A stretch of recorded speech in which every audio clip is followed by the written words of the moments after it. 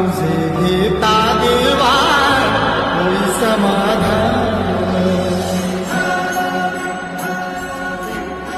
एक ओढ सतत मनी व्याकुळ होतो देह, आतुर असतो फक्त वारीच्या आगमनासाठी. जसा आला होता वैकुंठीचा राया तुकोबाच्या भेटीसाठी. इंद्रायणीच्या काठापासून ते चंद्रभागेच्या वाळवंटापर्यंत तू असतोस आमच्या सोबत, नाचून धुंद झालेलं पाहण्यासाठी. स्वतःच्या कामाला पांडुरंग मानणारे काही थकलेले भेगाळलेले देह असतील तिथून तुझ्या वारीचा सोहळा अनुभवतात. कारण